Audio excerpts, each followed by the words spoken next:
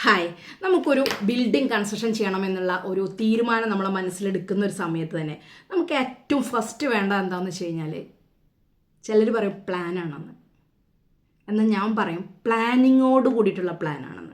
കാരണം നമുക്കൊരു പ്ലാൻ വരയ്ക്കാനായിട്ടൊരു ബുദ്ധിമുട്ടില്ല. എത്ര സ്ക്വയർ ഫീറ്റ് വേണമെന്നുണ്ടെങ്കിലും എങ്ങനെ വേണമെന്നുണ്ടെങ്കിലും ചെയ്യാം. എന്നാൽ ആ ഒരു പ്ലാൻ നമ്മൾ ചെയ്തത് പ്ലാനിങ്ങോട് കൂടിയിട്ടല്ല എന്നുണ്ടെങ്കിൽ ആ ഒരു കൺസ്ട്രക്ഷൻ നമുക്ക് ഫുൾഫിൽ ചെയ്യാനായിട്ട് വളരെയധികം ബുദ്ധിമുട്ടും. അപ്പോൾ ഫസ്റ്റ് നമ്മൾ വേണ്ടത് നമ്മുടെ കയ്യിലുള്ള ബഡ്ജറ്റ്, അതല്ലെങ്കിൽ ഇൻ ഫ്യൂച്ചറിൽ നമുക്കൊരു ലോൺ എടുത്ത് കിട്ടുകയാണെങ്കിൽ എത്ര നമുക്ക് ലോണ് കിട്ടും, ആ ലോണും കൊണ്ട് നമുക്ക് ഈ ഒരു പ്രൊജക്റ്റിനെ മുഴുമിപ്പിക്കാനായിട്ട് പറ്റുമോ, ആ ഒരു പ്രൊജക്റ്റ് കംപ്ലീറ്റ് ആയിട്ട് നമുക്ക് നമ്മുടേതായിട്ടുള്ള എല്ലാ കാര്യങ്ങളും വിചാരിച്ച പോലെ മുന്നോട്ട് പോകാൻ കഴിയുമോ എന്നുള്ളൊരു ധാരണ കൂടി ഉണ്ടാക്കിയതിന് ശേഷം മാത്രമാണ് നമ്മൾ പ്ലാനിലേക്ക് കടക്കാൻ പാടുള്ളൂ. അപ്പോഴാണ് നമുക്ക് ഇത്ര സ്ക്വയർ ഫീറ്റിൻ്റെ ഉള്ളിൽ നമ്മൾ ഉദ്ദേശിച്ചൊരു ബഡ്ജറ്റ് നമുക്ക് എത്തിക്കാൻ പറ്റുമെന്നുള്ള ഒരു ആധികാരികമായിട്ടുള്ളൊരു കാര്യം കിട്ടുള്ളൂ. അപ്പോൾ ഫസ്റ്റ് വേണ്ടത് പ്ലാനിങ്ങോട് കൂടിയിട്ടുള്ള ഒരു പ്ലാനാണ്. അപ്പോൾ നമ്മുടെ ബഡ്ജറ്റിനനുസരിച്ചുള്ള ഒരു പ്ലാൻ നമ്മൾ തയ്യാറാക്കിയതിന് ശേഷം അതൊരു 5 ഘട്ടമാക്കിയിട്ട് നമുക്ക് മാറ്റാം അതിനെ. ഒന്ന്, നമുക്ക് ഫൗണ്ടേഷൻ്റെ ഒരു ഘട്ടം. ഫൗണ്ടേഷൻ്റെ ഘട്ടത്തിൽ നമ്മൾ ചിലപ്പോൾ വിചാരിക്കാത്ത കുറച്ച് എക്സ്പെൻസ് നമ്മൾ ഈ ഒരു പ്ലാനുമായി ബന്ധപ്പെട്ട് വരാനുള്ള ചാൻസ് കൂടുതലുണ്ട്.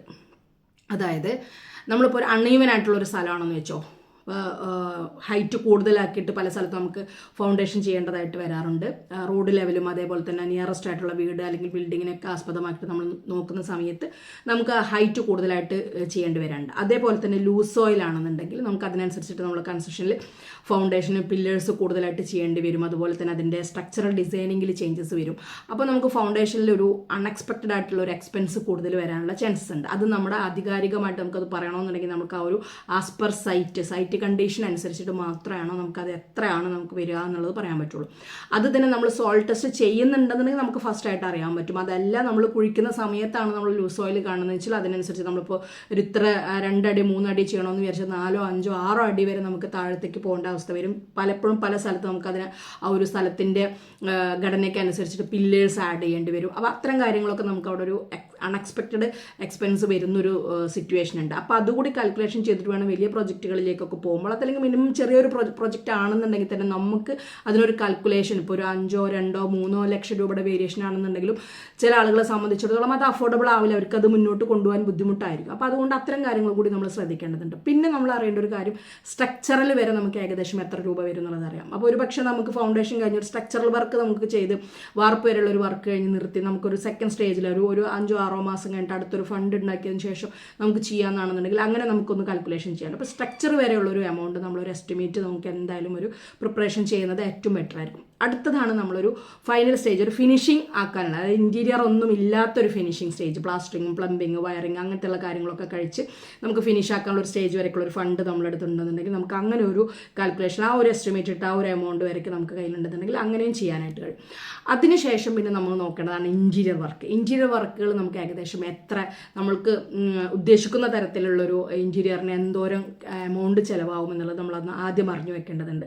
ഇൻറ്റീരിയറിൽ പല പല കാറ്റഗറൈസ് ചെയ്തിട്ട് നമുക്ക് തിരിക്കാനായിട്ട് പറ്റും. വളരെ കുറഞ്ഞ രീതിയിൽ ചെയ്യാൻ പറ്റും, ഒരു ആവറേജ് ചെയ്യാൻ പറ്റും, എബോവ് ആവറേജ് ചെയ്യാൻ പറ്റും, നല്ല പ്രീമിയം ക്വാളിറ്റിയുള്ള സംഭവങ്ങൾ ഉപയോഗിച്ചിട്ട് ചെയ്യാൻ പറ്റും. അപ്പോൾ അത് പറഞ്ഞാൽ ഒരു സെപ്പറേറ്റ് വേറൊരു ബഡ്ജറ്റ് തന്നെ അതിലേക്ക് മാറ്റി വെക്കുകയും വേണം. അതേപോലെ തന്നെ നമ്മൾ തീരുമാനിക്കുന്ന ഡിസൈനിനനുസരിച്ചിട്ട് എത്ര വരുമോ എന്നുള്ളതിനെ കുറിച്ച് ഒരു ധാരണ ഉണ്ടാക്കുന്നത് അഭികാമ്യമാണ്.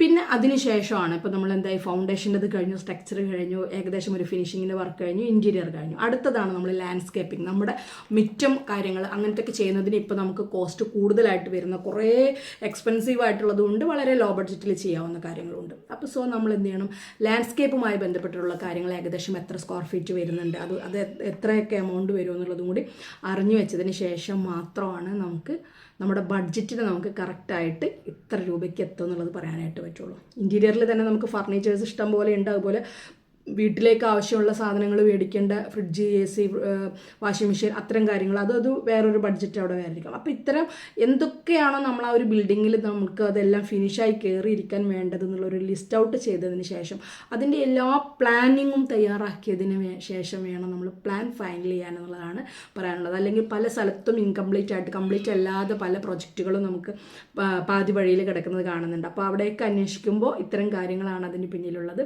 അപ്പോൾ അതുകൊണ്ട് തന്നെ ഈ 4-5 കാര്യങ്ങൾ നമ്മൾ തീർച്ചയായിട്ടും പ്ലാൻ ചെയ്യുന്നതിന് മുൻപ് പ്ലാനിങ്ങോട് കൂടിയിട്ട് പ്ലാൻ ചെയ്യുക. Okay, thank you, by.